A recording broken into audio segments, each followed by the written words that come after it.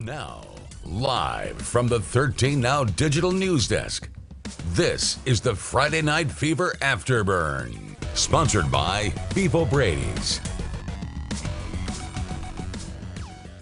Welcome, everybody, on Facebook, however you're watching, on mypanhandle.com. We are in week 9 of the high school football season. Sam and I are here to break down everything you just watched in Friday Night Fever. I already see some fans on the show right now. Hey, Amanda. Hey, Latoya. Hey, Richard. Hey, Bethany. I see a lot of people asking for scores. Well, guess what? Sam and I are going to go through those scores. They're coming. You waited and you shall receive. We're going to go through the scores. For everybody asking about Bluntstown, we have a lot of people asking, did Bluntstown win? Yes, Bluntstown did win 30-14, that final score against the reigning 1A state champions. We're going to go through the other scores, but we're going to circle back to that game because Sam was live at that game and has some insight on what he watched tonight. A lot of fun. A lot of fun over there in Bluntstown. But yes, for everybody asking, they did win. Okay, just to get that answer out of the way. Hey, Drew. Hey, David. How are you guys doing? We do know the score of the Arnold Marlins this week. They did not play last week, so Arnold's score this week, they did fall to Wakulla 42-7 over at Gavlax Stadium tonight. I was over at Tommy Oliver where the Walton Braves. Latoya, I know you were excited about this. Walton taking Braves down North. Superfan. Braves superfan over there. I know she's excited, probably on her way back to Defuniak Springs. Walton 48-13 over North Bay Haven. We're going to talk about this game a little bit too because I thought there were some really awesome things that Walton did in this game, and especially coming back from being down for the first part of it. So anyways, we'll talk about that in just a second, but let's go through those other matchups as well. Holmes County and Liberty County, another great game because it was all tied up at 8 apiece at halftime. Liberty County popped off in the second half to beat Holmes County 29-8. Rutherford, South Walton, I know we have some South Walton fans here. I think did we have someone ask for the South Walton game? I think so. Somebody over there. I'm sure somebody asked about South Walton. So South Walton did win tonight. The Seahawks beat Rutherford 40-8. A big win for South Walton. Another big win for South Walton. Again, we've talked about how we like this Seahawks team, and this just proves that another week has proven us right that this Seahawks team is not to be messed with. So we'll talk about they are no joke. We'll talk about that. Weewahitchka with a big win over Vernon, too, 46-7, the final there. Sneads putting up 70 points, another 70-point game. Sneads putting that up over Franklin County, 70-14. And Chipley, this was a Thursday night game. Chipley beat Lighthouse Christian 31-13.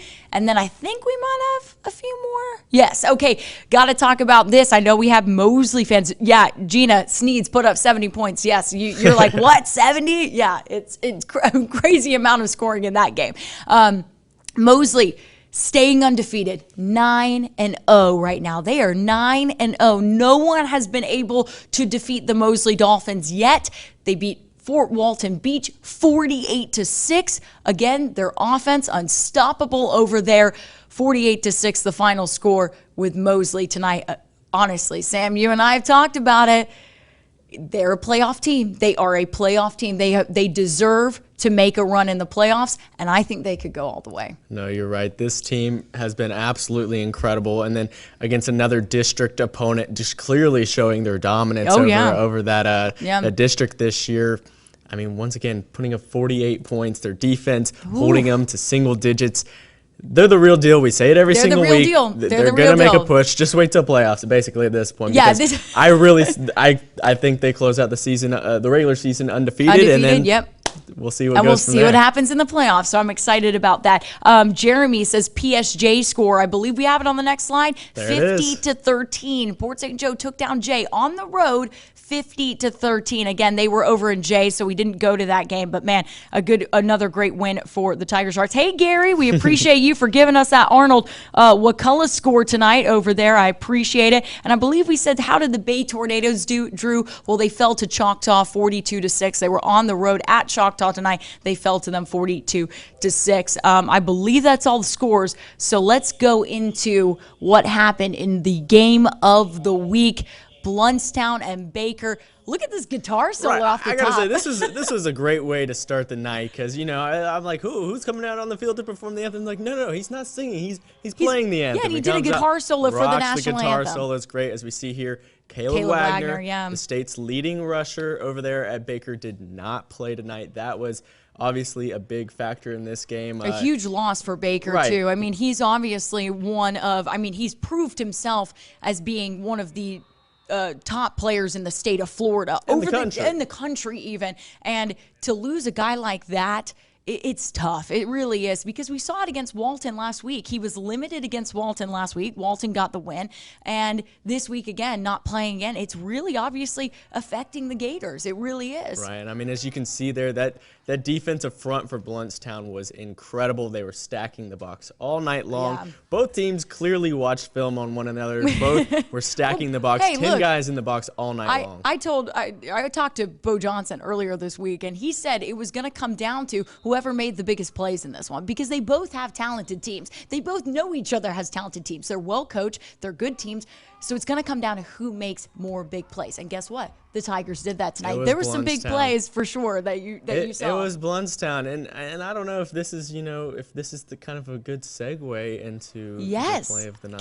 Can we do play of the night, Spencer? Do we have play of the night? Yes, play of the night. Bluntstown, they were trying to keep that scoring going, and what a beautiful pass by quarterback Josh Pope, Andre Williams. Just so much speed there. Just watch where this ball lands. I don't think I could write that pass better. That was gorgeous. On the money. I mean, he even kind of sidesteps away from the defender there. He jumps over him a little trot over there into the end zone, right, Sam? You'll watch it again. Look, here, he boom, and I might trip over him. Nope, just kidding. I'm gonna skirt around him there. Williams is such an athlete. He's such a talent. And it helps when you can stay in stride, when Pope delivers that beautiful pass there, falls right into your hands. Don't even have to slow down a little bit. Don't have to accelerate. It's right there. And that's some trust there too, right? They know that when that ball's coming to them, hey, they're going to catch it, right? I mean, that's so true. The way they have those connections, especially on that Tiger squad, I feel like they all have this chemistry where they just trust each other. They know, if I'm going to throw this to you, you're going to make this catch and you're going to make this play, because that was a big play. Right, and there's just, like we say this all the time, unlimited weapons over there on Bluntstown tonight. Unlimited. Look, I'm going to pull up the stats real quick for you, Sam, because I think it wasn't as many as normal. But look, I'm looking at how many receivers. Okay, 1, 2, 3, 4, 5, 6, 7 guys touched the ball. 7 guys. And that's a lot. That's no surprise. I mean, when you got Martin with multiple scores tonight, and you got Hatchett running well, and then Andre Williams, Williams, and they're throwing the deep shots. It didn't make it in the show, but they threw another deep shot to Jordan Pry that didn't quite make it. But I mean, it was so close. Like you said, they're a team that loves to run the ball, slow things down, keep the clock rolling. But then out of nowhere, like that play, they will make the explosive pass. They'll throw a 60-yard bomb on you. And like we saw, Snead scored 70 tonight a couple weeks ago. Bluntstown scored 72 again tonight, putting up 30 against a very good Baker defense. A very good Baker defense. And even without Caleb Wagner, this Baker team is not to, look over or anything. Yeah, it does hurt them when they don't have the leading rusher in the state of Florida, Derrick Henry Jr. on the field. I mean, it does hurt when they don't have a guy like that can make explosive plays.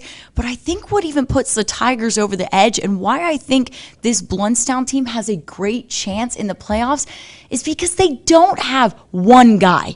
They don't have one guy. They have multiple guys. And that, my friend, is the key to going far in the playoffs. That, I think, will push them over the edge when they go up against some of these very talented teams. That's going to push them over and possibly be the game-winning factor for them. No, I think you're exactly right on that. They are the deepest team I have seen in the deepest 1A team I've seen in the Panhandle. Not all seniors. Not all seniors. Not all. There's quite a bit of seniors on that roster. Some line up for, but like Pope, he's a junior. Yeah. I mean, they Jordan got Pride. Right, Pride. He's got multiple years. Yeah. So much talent and a lot to go. Yeah. I'm seeing comments about Walton in here. Of course, we saw Walton handily beat Baker last week. That team is definitely on a like we said in the show, one of the hottest teams in all of high school football. For sure. I mean, talk about this game a little bit? Yeah, let's talk about this game. And I see Chad Bracken said we could possibly have the game of the week next week. Chipley Walton will definitely be a good game. Yes, 100% Chipley and Walton will be a great game next week. I think if we have to look at it, we haven't seen our games next week, because I'll talk about a little bit why we haven't decided what would be game of the week next week in a second, but after we go through this game.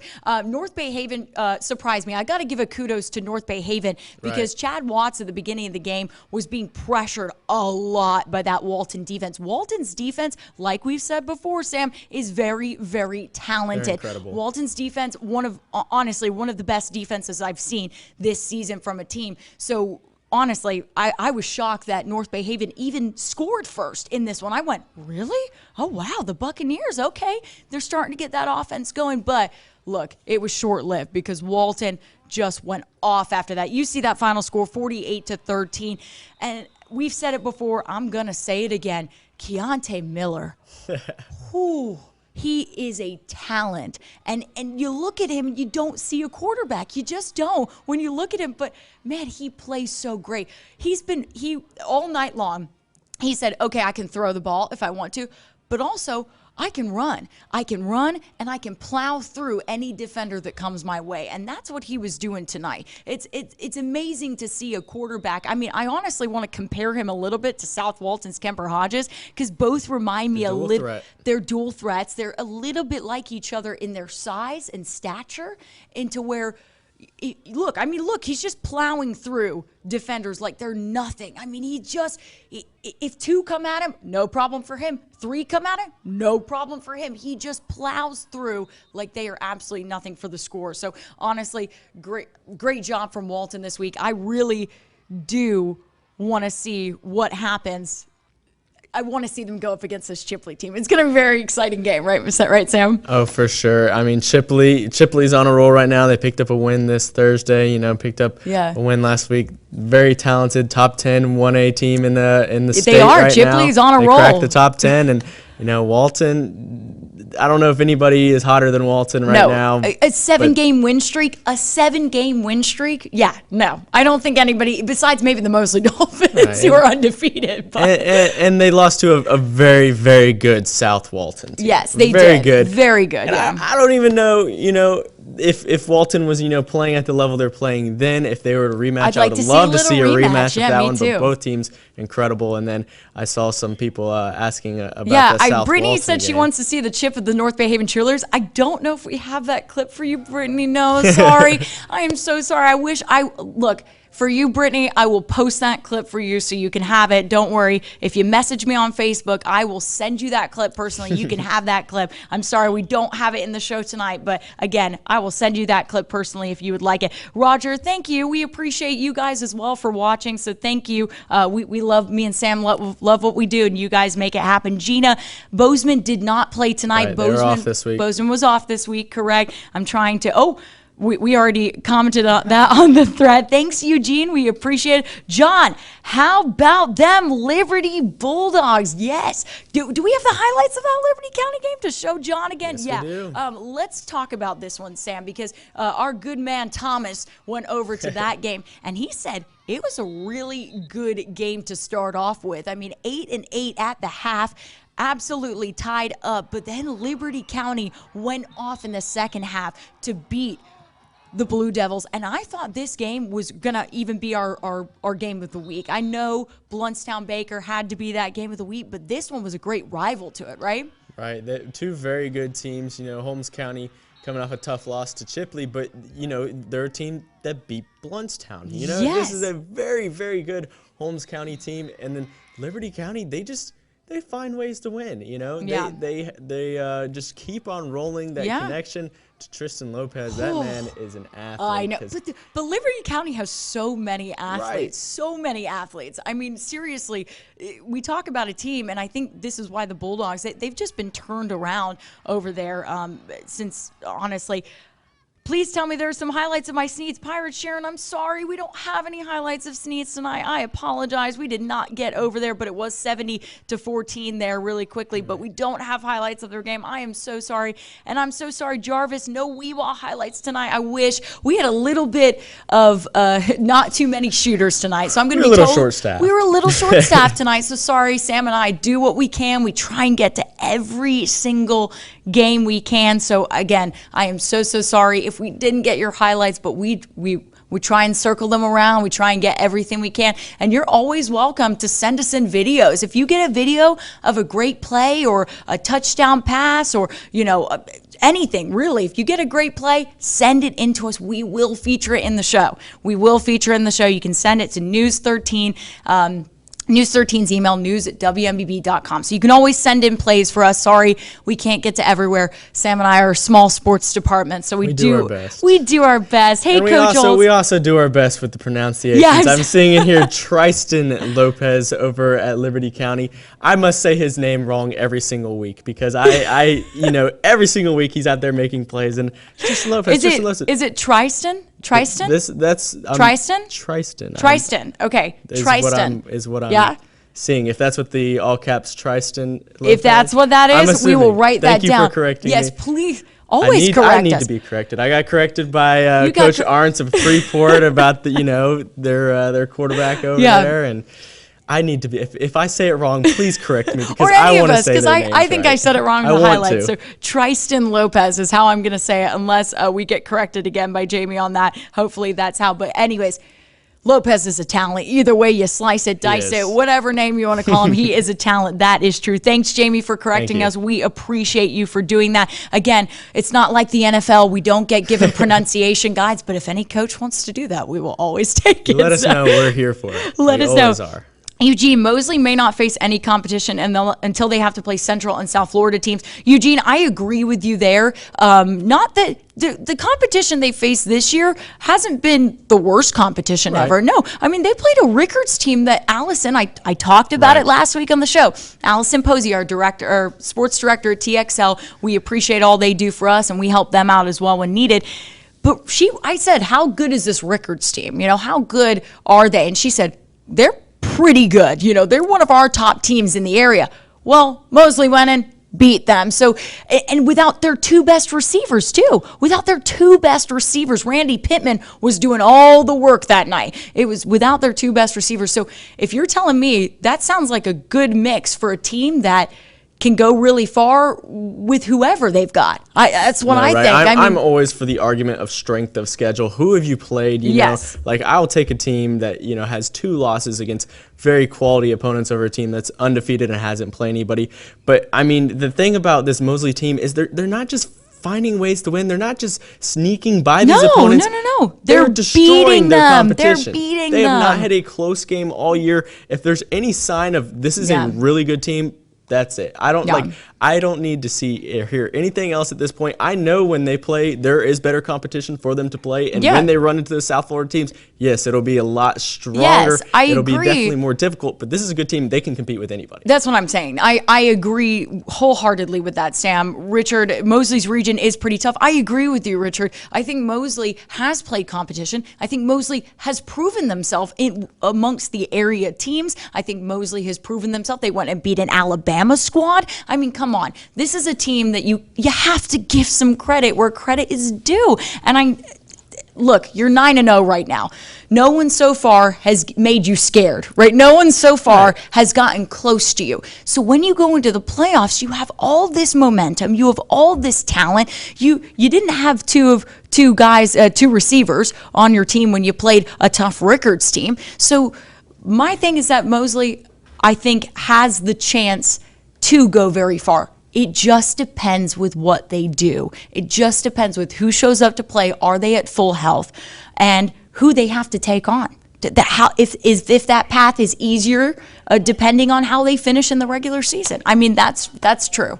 So I mean, if you want to, come and say they haven't had to, put together a game-winning drive this year, haven't had to get those moments. No, they haven't because they've been annihilating everybody. And I mean, yes, it might help to, have a grinded-out win, but I mean, when you're just so much better than everybody else. It shows when they play those tough teams. I think they'll be able to win those games because they're just that good. I really do too. I think if I have to pick somebody right now that I would say has a great chance to go and win a state title, it's Mosley. It really is. And I'm going to say it. I've said it a few weeks ago.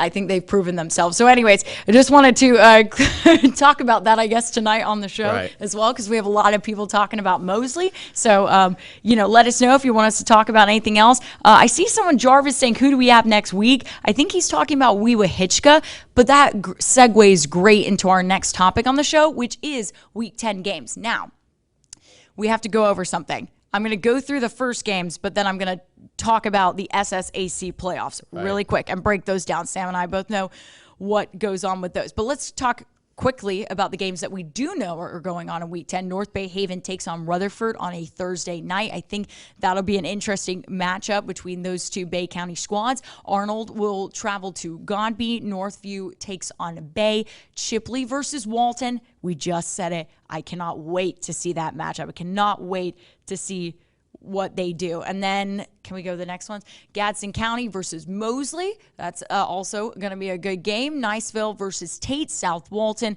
versus Vernon. And then I believe that's everything we have known on the schedule. So let's talk about what you guys want to know. Who are we taking on in Week 10? Well, look at this. This is our SSAC Division I playoff teams. So all of these teams that we're about to show you play in the Sunshine State Athletic Conference. No, it doesn't take the place of the FHSAA. Before I get that question, it is the SSAC. It's a separate thing that these teams have decided to put their names in the hat for. And it started a few years ago. I think it started 2019. Yep, that's right, 2019. And it's slowly been getting bigger and better since then. Bluntstown was the first North Florida League champions, and then Baker was it last year. So Baker then went on to win a state title, as you guys all know. So anyways, this is what the brackets look like this year. So Holmes County, Sneads, Freeport, Cottondale, Graceville. Can we go on? There's a Division II as well. Port St. Joe, Bluntstown, Liberty County, Bozeman, Weewa-Hitchka, and Franklin County. They are all in the SSAC. Now, you're probably wondering, who did these teams play? Sam and I don't know yet. We don't know. We won't know until the final rankings come out. Those final seedings come out tomorrow. And Sam, you'll have more on the News 13 this weekend about those teams, correct? Right. I mean, we don't have a 6 p.m. show due to college football this time of year, but we will have a 10 p.m. show tomorrow night. You can watch it after college football. I'll be sure to have those rankings in there. We don't know them yet, but we don't. We will. I will know by tomorrow, and I'll have it in the 10 o'clock show. If you want to find out, that's where it'll be. That's where it will be, so you can find out who your team, I believe, is taking on. John, does the SSAC affect the state playoff seedings?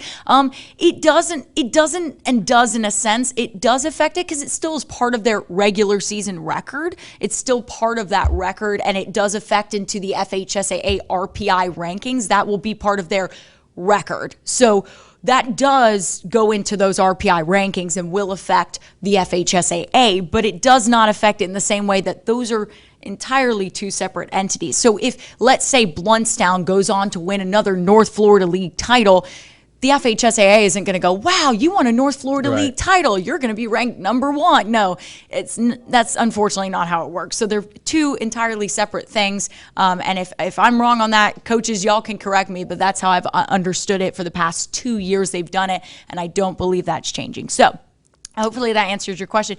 Eugene, what is Port St. Joe and Bluntstown's chances of going to state? I'm going to state, you mean going to the playoffs or going to the state finals? Or I'm assuming that means going to the playoffs, and their chances are very, very, very, very good. Incredible. I would say that they already are, yes, they're going to go into the playoffs. They're not bad teams. They 100% have proven that. If I'm the FHSAA, they're two of the top 10 teams in 1A. Two of the top 10 teams in 1A, yeah, they're going to make the playoffs. So no doubt there. I mean, we were talking about Bluntstown. We've talked about them plenty, tonight, and well deserved talking about Bluntstown. A very deep team that I could see making a very deep run. Yeah. But I mean, we can't forget about Port St. Joe either. Yeah, we can't. The we one can't loss, forget about to them. a very, very good South Walton. That team, getting business done tonight, putting up 50 points. It's what they do. They win games. Great. They're very talented. I could see them making a run. They're both gonna be there come playoff time. They're both gonna be there, and we don't know if they're gonna match up against each other. We don't know how that's gonna all shake out. So we will update you. Obviously, when those playoff brackets come out, you should tune into News 13 because we're the only place that's gonna give you all those playoff rankings and playoff seedings and all of that. So you got to tune in. Stay tuned for this. Coach Old says I'm correct on how the end of the SSAC and FHSAA works. So thank you, Coach Olds. I appreciate you for letting me know I am correct on that. And Gary Starr says, I think the top 3 in the SSAC might be Blountstown, Port St. Joe, and Liberty County. I would agree. I'm going to say I agree with you. I know you don't agree with me on the Mosley stuff, but I agree with you there, Gary. He's out here agreeing to disagree. To disagree. We want to disagree with you right now, but we have to agree. We have to agree with you. We have to agree with you, Liberty Gary, County, on that one. they just keep finding ways to win. They've been impressive all year long. Yeah, they really have. They really have lots of good one-loss teams in 1A. Yet, John, that's because 1A is one of the toughest classes, I would say, in the entire state of Florida. Coach Bo Johnson says it. Coach Tanner Jones says it. All these coaches will tell you straight up, 1A football is not to be messed around with. That's why teams like South Walton, Bay, Rutherford, all of them are playing what? 1A schools. And why? It's because they're great competition. They're great competition. So, John, lots of good 1A lost team or one-loss teams in Class 1A. It's very true. Yeah, very, very true statement there, Latoya. Oh, thank you. That's so sweet of you. I appreciate you as well, and you guys for always watching. And I believe that's everything we have to go over. We talked about the SSAC playoffs. We talked about every team tonight. I mean, is that everything we have on the schedule? I think Spencer, correct us if I'm wrong. We're good? Yes, he's smiling and nodding and saying everything. Discussion at a later date, if you know what I mean. It sounds good, Gary. We're going to have a discussion. Don't worry, on Sunday night, Gary works Gary works for Perry & Young, which is actually one of our sponsors on Friday Night Fever. You see him play. We have great sponsors on Friday Night Fever. And Gary actually is the chauffeur for Perry & Young. So he's great. Comes in on Sunday nights when we do law calls. So you know what? Sports. He knows sports, and he knows football in the Panhandle. So you know what? We will have a discussion about that this Sunday night. If you're here, Gary, we'll have a good discussion about that. What is Liberty County's record? We already have people going in 7-1. They are correct. That is Liberty County's record.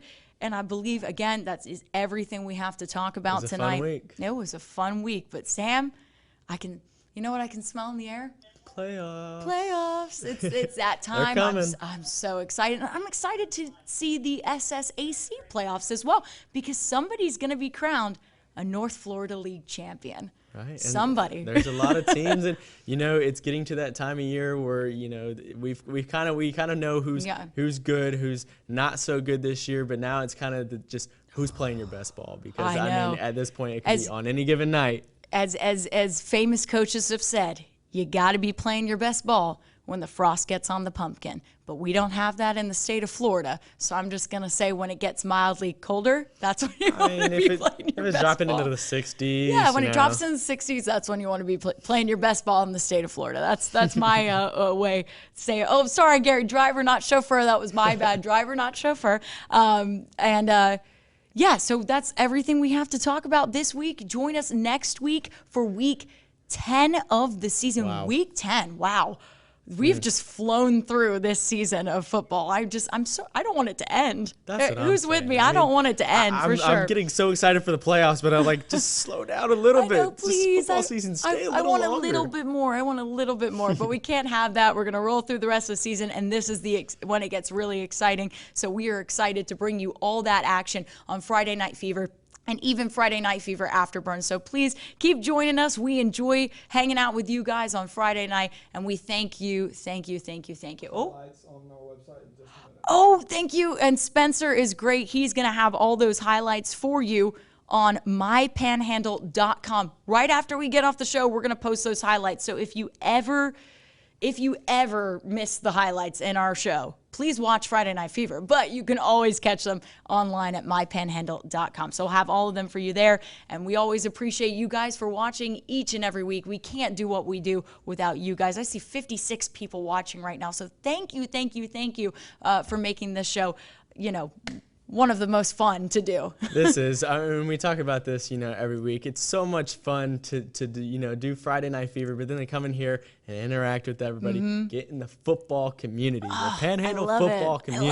I love it. I'm proud to be a member. We got a lot of members of the Panhandle football community. It's kind of like a club. It's a cool club. And we see Jamie Hood says, this is an awesome broadcast. Thank you, Jamie. Would like to see it with all high school sports. Well, please, I wish we could do that. I wish we could, but maybe basketball season. Maybe basketball season, maybe baseball season. We'll try and expand it. We'll try and do what we can with expanding the broadcast. So we appreciate you guys for watching and tuning in this week. We'll see you next week for week 10 of the season. We'll see you there. Have a great weekend.